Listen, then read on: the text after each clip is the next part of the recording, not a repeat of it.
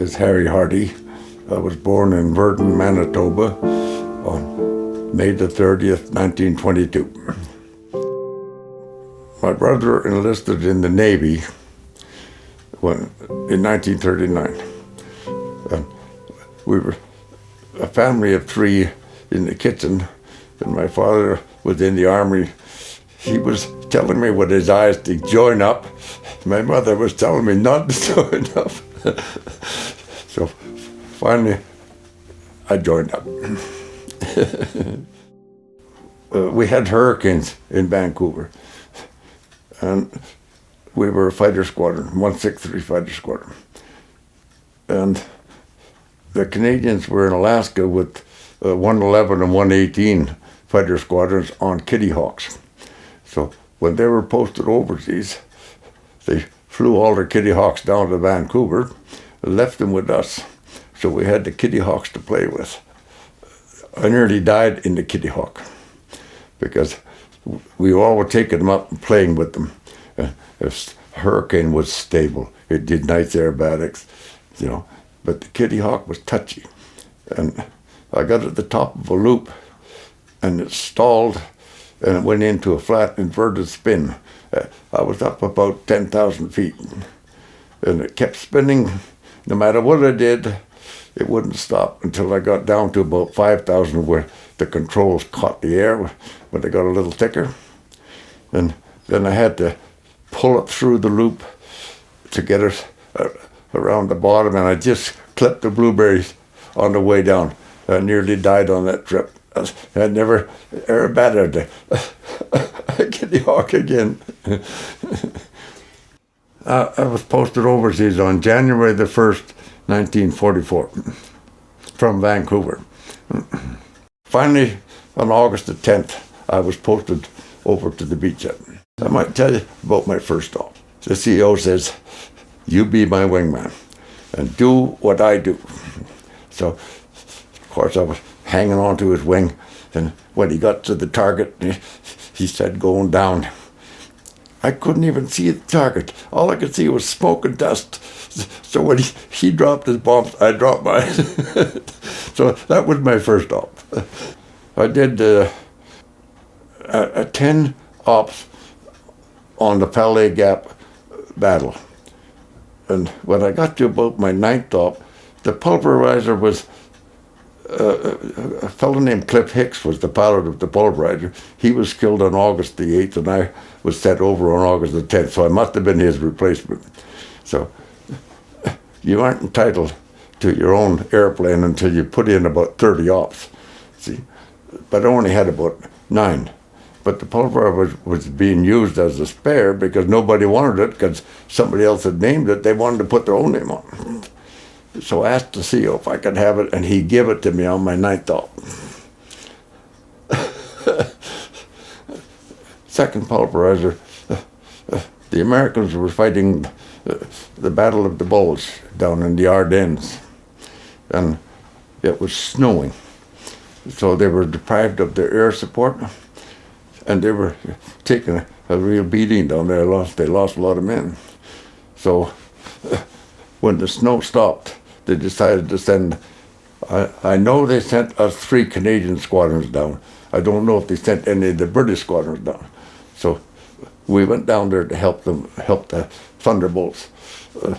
So Christmas Day, 1944, we were strafing all the German vehicles that were stuck at a roads crossings.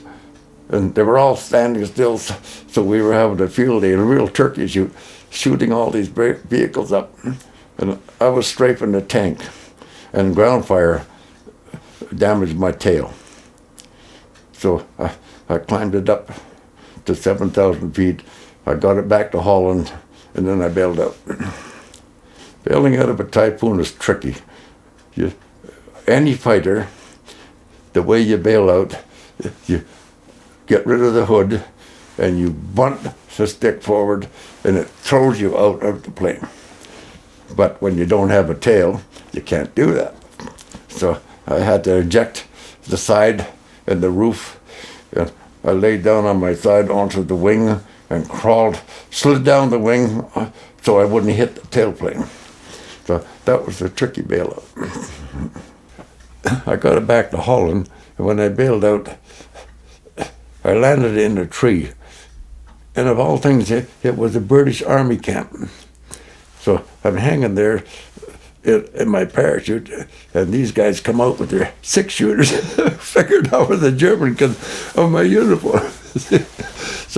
so they got me down out of the tree, and they took me into the mess, and they poured me a drink, and here I am holding the drink. That's my landing experience. I was hit 6 times, but I was never hit personally. I can't remember anybody that was hit personally. No, it was always the airplane that got the beating. I guess if you were hit personally, you were down. Yeah, I was lucky. Yeah, I've been lucky all my life. Yeah, you would dive from 8,000 feet to 4,000 feet was our normal dive. But if we were doing a bridge or something that we figured on we were going to lose a guy on, we would dive from 11 to 6, release the bomb at 6, and pull out.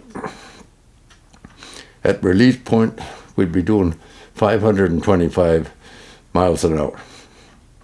That was the red line on the airspeed indicator. The ATA girls would bring this is the Air Transport Association girls, would bring the planes down from the factory to us, but they weren't allowed to take them over the channel. They would come in with a great big brood of a Typhoon, and here we thought we were macho guys because we were flying the Typhoon. This little girl would get out and take her helmet off, flop down her hair. No, I never saw an enemy airplane. Their Spitfire took care of all those, so we didn't have to worry about that. They were always up there like our guardian angels. We were on the ground. They were up there. I hope they were up there. Yeah. The only thing I ever saw was an Me-262 jet flying along beside us to figure out what we were doing. But he would never come close to the squadron. I could see him off to the side, and he had to keep flipping because he had to slow down to stay with the Typhoon. We could only cruise at 280 miles an hour. See, I mean, that was our normal cruising speed going over Germany. Yeah, so it was the luck of the draw. You know, you're flying along there. You're just like a duck and a hunter in the blind. Even at 10,000 feet, the odd guy got picked off. 2 of them got picked off, just flying into Germany. Just a lucky shot by some guy on the ground picked them off. All you hear about is the Spitfire pilots.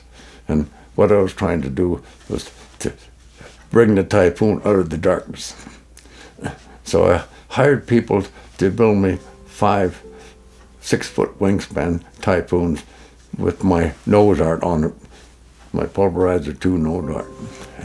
And I distribute them to the different museums. So maybe that'll help people realize that the Typhoon was in the war. Yeah. You start out as a kid from Timmins, doesn't know anything, and they smarten you up for 4 years, and you turn into a man in 4 years. After the war was over, and I was ready to go to work. Yeah.